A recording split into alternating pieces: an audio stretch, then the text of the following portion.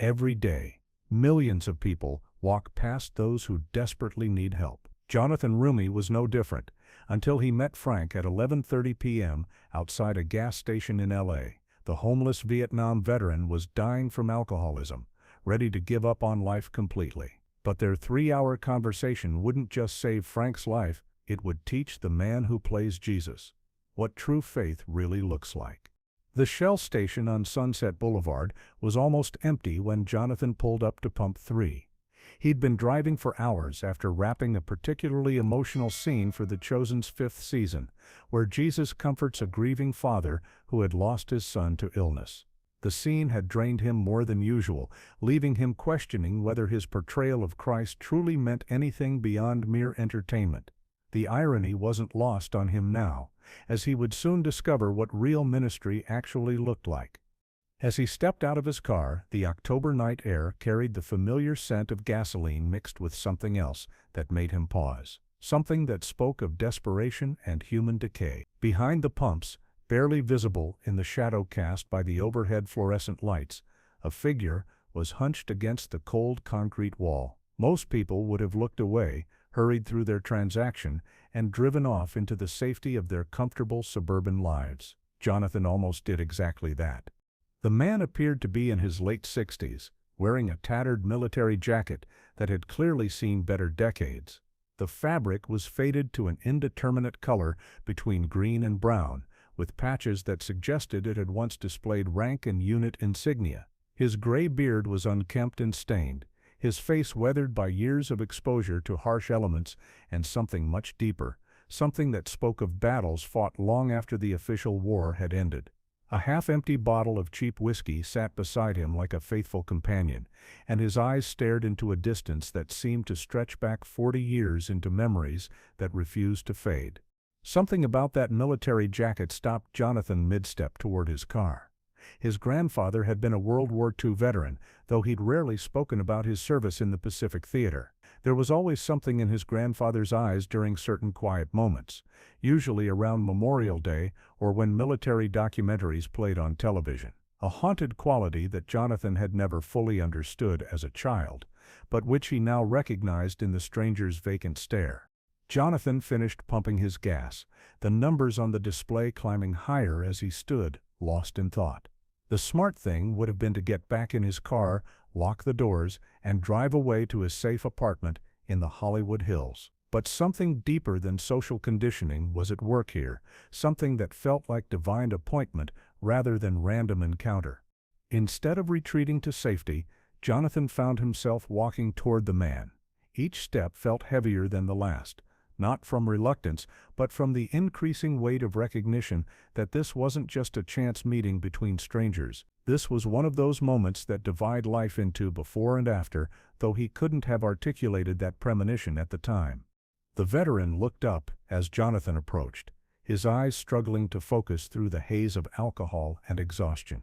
There was no flash of recognition despite Jonathan's famous face, no excitement about meeting a celebrity. There was only weariness so profound it seemed to emanate from his very bones, the kind of tiredness that sleep can never cure because it originates in the soul rather than the body. Jonathan lowered himself to sit on the cold concrete beside the stranger, ignoring the way the chill immediately soaked through his expensive jeans. For several long minutes, neither man spoke. Sometimes the most important conversations begin in complete silence. And this was unmistakably one of those sacred interludes. The city continued to buzz around them, late-night traffic carrying people to destinations that suddenly seemed less important than this unexpected encounter. Cars passed by with their occupants safely enclosed in climate-controlled comfort, completely unaware of the miracle about to unfold on the grimy pavement outside a 24-hour gas station. The fluorescent lights hummed overhead, casting harsh shadows that somehow made the moment feel more rather than less intimate. This was holy ground disguised as urban wasteland. When the veteran finally spoke, his voice emerged hoarse and broken from years of whiskey and weather exposure. He didn't ask for money or food, the usual requests that make it easy for passers-by to offer quick solutions and hurry away with clear consciences. Instead, Frank Morrison shared something far more valuable and infinitely more dangerous. He offered his story, complete and unvarnished. Frank had been 19 years old when Uncle Sam's lottery selected his birth date for military service in Vietnam. The year was 1968, and America was deep in a conflict that would define his generation in ways none of them could have imagined. He'd left behind a girlfriend named Susan who had promised to wait for his return, parents who were genuinely proud their son was serving his country, and dreams of becoming a high school history teacher when the war ended. Like so many young men of his generation, Frank had departed for Southeast Asia, believing in duty, honor, country, and the righteousness of America's cause. He'd returned 18 months later, believing in absolutely nothing at all except the numbing power of alcohol and the futility of trying to explain war to people who had never experienced it firsthand. The details Frank shared that October night weren't the dramatic battle stories that Hollywood movies are built around. They were smaller, more personal tragedies that had accumulated like stones in his chest over the decades. The faces of Vietnamese children caught in crossfire who looked remarkably similar to his younger sister back home. The sound of helicopter rotors that still jolted him awake decades later, heart pounding with adrenaline his body no longer needed. He described the way his hands had shaken violently the first time he'd been forced to take another human life, a teenage Viet Cong soldier who couldn't have been much older than Frank himself. But what haunted him more was how those same hands had eventually stopped shaking altogether during subsequent encounters, which somehow felt like a far worse betrayal of his essential humanity. When Frank finally returned to Los Angeles in early 1970, he discovered that the world had moved forward without pausing to wait for his readjustment. Susan had married his former best friend during his absence, unable to maintain faith in a relationship sustained only by increasingly infrequent letters from a war zone. His parents looked at him with a bewildering mixture of pride and barely concealed fear, unable to reconcile the enthusiastic boy who had left with the hollow-eyed man who had returned in his place. The jobs Frank applied for seemed meaningless, after witnessing the ultimate consequences of human conflict. How do you summon enthusiasm for sales quotas and quarterly reports when you've seen entire villages reduced to ash and smoke? How do you care about office politics when you've held dying friends in your arms and felt their last breath against your face? The first drink had been prescribed by a well-meaning doctor to help Frank sleep through the nightmares that visited him with clockwork regularity. The second drink was self-prescribed to quiet the memories that intruded during daylight hours, making it impossible to concentrate on job interviews or casual conversations with people who had never left California. By the time Frank realized he was drowning in alcohol rather than being saved by it, he was already too far under to rescue himself without assistance that never materialized. The whiskey that had begun as medicine gradually became his master, and for 40 grinding years it had controlled every aspect of his existence with the ruthless efficiency of any other totalitarian regime. The progression had been grimly predictable. First he lost jobs due to tardiness and unreliability. Then apartments were lost when paychecks disappeared into liquor stores instead of rent payments. Relationships deteriorated as friends and family grew weary of broken promises and middle-of-the-night phone calls from jail. Eventually, Frank had exhausted even his parents' patience, missing both of their funerals because he'd been too intoxicated to be trusted at church services.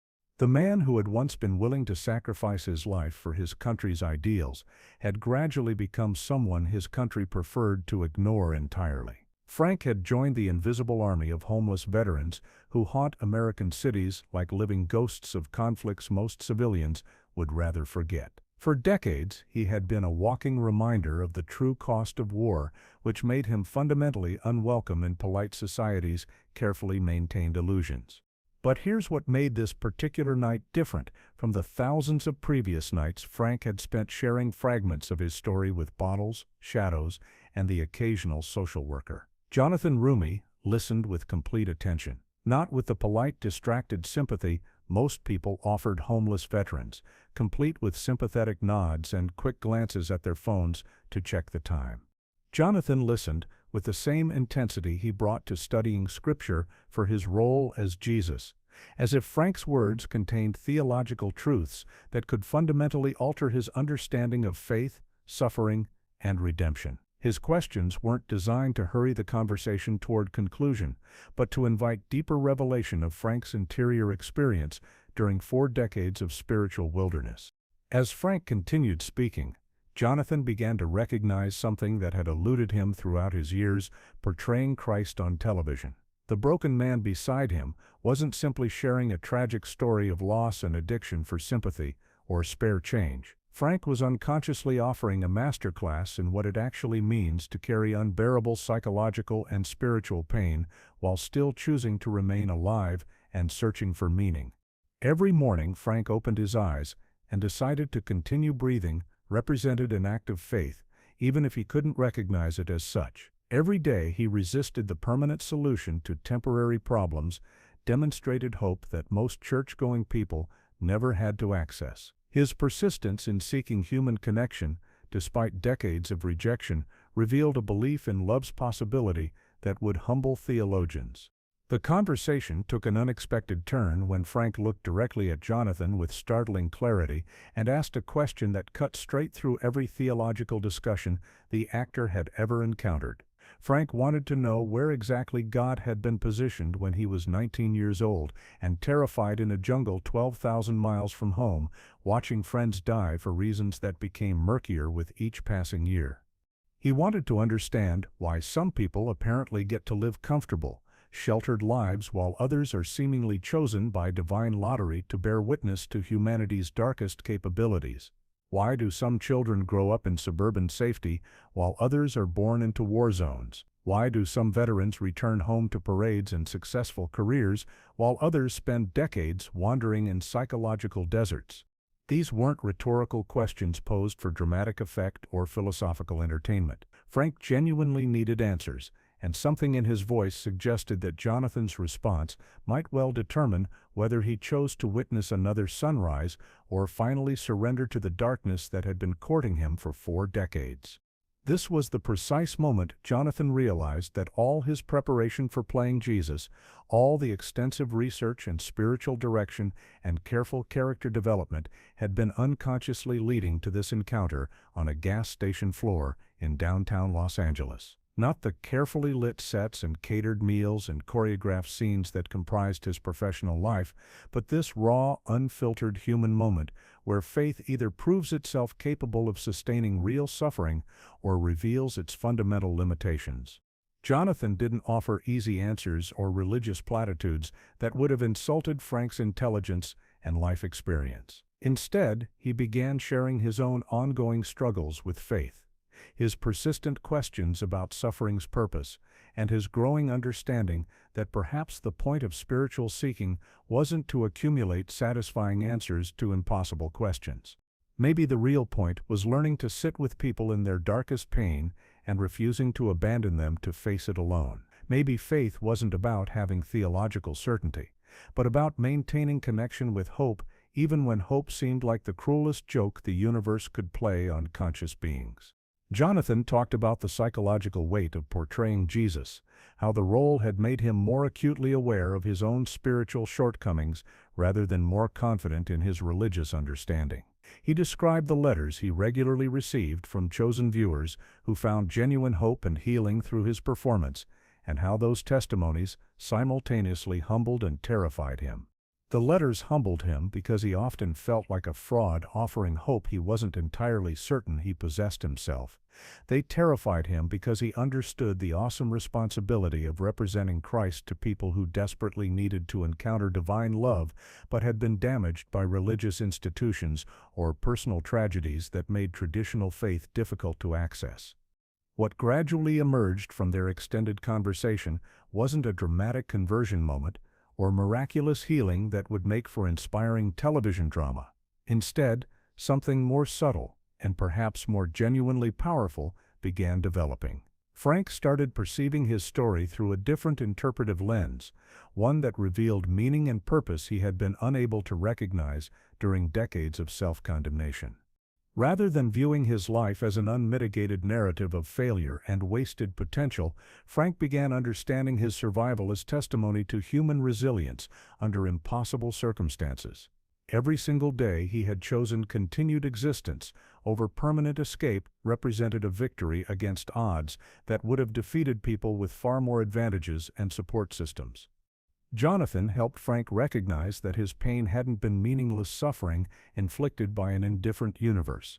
The extraordinary depth of his psychological and spiritual wounds had created an equally profound capacity for compassion and understanding. Frank possessed hard-won knowledge about human endurance and hope that people who had lived easier lives could never access through books or lectures.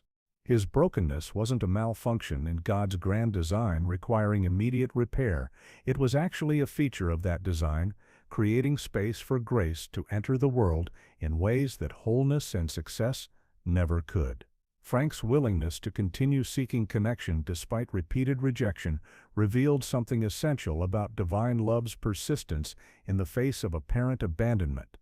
As the hours passed and dawn began hinting at its eventual arrival, something fundamental shifted in Frank's entire demeanor and posture. The hopelessness that had surrounded him like a suffocating fog since Jonathan's arrival began lifting and dissipating, gradually replaced by something that looked remarkably like curiosity about future possibilities. What if his story wasn't actually finished?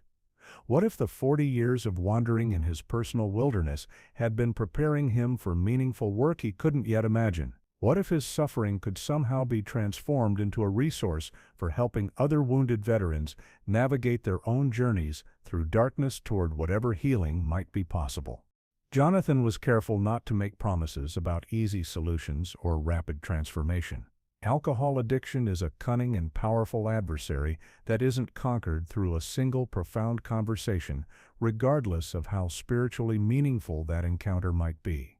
Recovery requires sustained effort, professional support, and often multiple attempts before achieving lasting sobriety. But Jonathan could offer something more valuable than false hope or unrealistic expectations.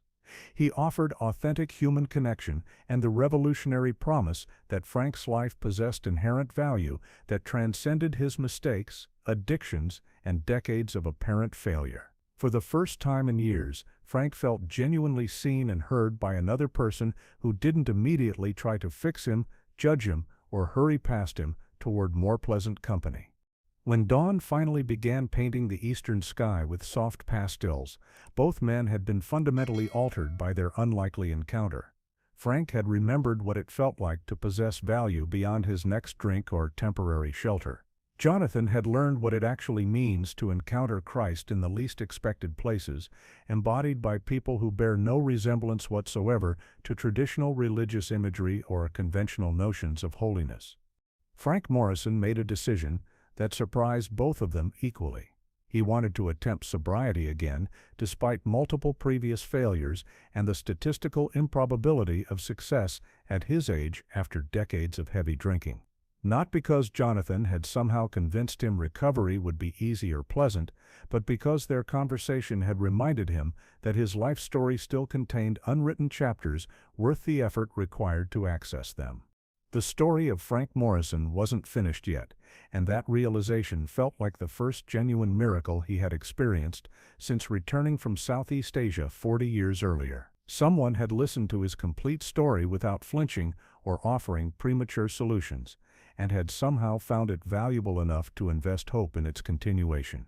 Jonathan didn't simply offer encouragement and then disappear back into his comfortable actor's existence in the Hollywood Hills. He provided Frank with his personal phone number and concrete promises to help locate appropriate resources for beginning recovery. More significantly, he asked Frank to hold him accountable for living up to the character he portrayed on television screens around the world. If Frank was going to fight for sobriety against overwhelming odds, Jonathan was going to fight to become worthy of the role that had brought them together on a gas station floor in downtown Los Angeles. They were going to support each other's spiritual growth in ways that conventional mentoring relationships rarely achieve, because both men had something genuine to offer the other. 3 weeks after their life-changing encounter, Frank Morrison checked himself into a veterans rehabilitation facility in Riverside, California. The admission process was brutal.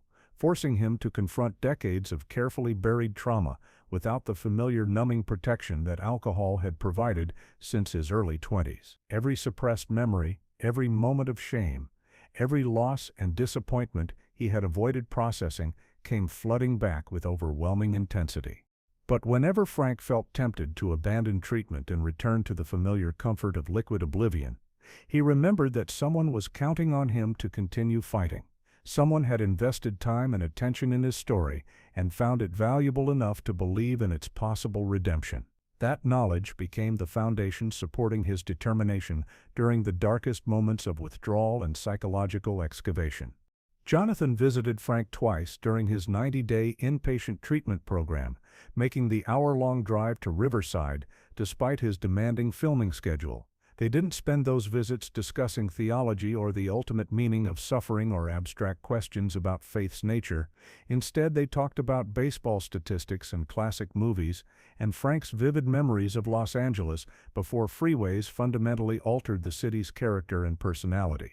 Sometimes healing happens through dramatic interventions and miraculous transformations that provide compelling material for inspirational stories. But more often, genuine healing occurs through the simple revolutionary act of treating broken people like human beings worth spending time with, regardless of their ability to offer anything valuable in return. The transformation wasn't immediate, complete, or without significant setbacks that tested everyone's faith in the process. Frank experienced multiple moments when the accumulated weight of 40 years' worth of unprocessed pain threatened to drag him back under into familiar darkness. The work of recovery proved more difficult than he had anticipated, requiring him to develop entirely new coping mechanisms and ways of relating to both himself and other people. But Frank also possessed something he hadn't accessed in decades: a concrete reason to continue fighting when fighting felt impossible. Someone genuinely believed his story mattered enough to deserve a different ending, and that belief gradually became the foundation for Frank's own renewed faith in himself and in the possibility that redemption might actually be available even to people like him. 6 months after their gas station encounter, Frank Morrison was living in a modest one-bedroom apartment near the VA hospital, working part-time at a community center that provided services for homeless veterans. He wasn't wealthy, or famous, or completely healed from the psychological trauma that had defined his adult life. The nightmares still visited occasionally, and some days sobriety felt like an impossible burden rather than a gift. But Frank was genuinely sober for the first time in 4 decades, and he was using his hard-won experience to help other veterans navigate their own treacherous journeys through addiction, trauma, and social isolation toward whatever version of healing might be possible for each individual story. More importantly for Jonathan's spiritual development, Frank Morrison had become his most influential teacher in ways the actor was still discovering months later. Every time Jonathan stepped in front of television cameras to portray Jesus, he carried Frank's story with him like a sacred text that informed every gesture, expression, and line delivery. The depth of compassion Jonathan brought to scenes involving society's outcasts, the authentic authority in his voice when offering hope to characters bearing unbearable pain, the quiet confidence he projected when representing divine love to broken people, all of it had been fundamentally shaped and informed by those 3 transformative hours on a gas station floor in downtown Los Angeles. The ripple effects of their unlikely encounter extended far beyond 2 men's individual stories of growth and healing. Frank's work at the Veterans Community Center helped dozens of other former soldiers find sustainable paths to recovery and meaningful engagement with civilian society. His willingness to share his story without shame or self-pity provided hope for people who had given up believing change was possible at their age or after their particular combination of mistakes and failures. Jonathan's deepened understanding of grace and human resilience influenced his performance in subtle but profound ways that touched millions of viewers around the world. His portrayal of Jesus became more grounded in authentic compassion for human suffering, less reliant on theological abstractions, and more connected to the practical work of loving difficult people in difficult circumstances. One conversation between strangers on a cold October night had become a catalyst for healing that continued spreading through countless other lives, like ripples expanding outward from a stone dropped into still water. Frank helped other veterans. Jonathan's performance helped viewers. Viewers were inspired to help people in their own communities. The mathematics of love always work this way, multiplying rather than dividing when genuine connection occurs between people willing to risk authentic vulnerability. This is what faith looks like when it's practiced rather than simply discussed in comfortable religious settings. Not perfect people offering easy answers to life's most challenging questions, but broken humans refusing to let each other face the darkness alone. Not dramatic miracles that solve everything instantly and provide neat conclusions, but quiet acts of sustained connection that remind us why it's worth maintaining hope, even when hope seems foolish. Frank Morrison and Jonathan Roumie met as complete strangers on a cold October night outside a Shell station and parted as brothers in the truest and most profound sense of that word. They had witnessed each other's deepest pain, shared their most honest questions about meaning and purpose and divine justice, and chosen to believe that both their stories were worth continuing to write with courage and compassion. In a world that often seems systematically designed to keep people isolated, suspicious, and hopeless, they had created a small pocket of grace that proved love is still possible, healing is still available, and no human being is ever too far gone to find their way home to themselves and to the God who has been waiting patiently for their return all along.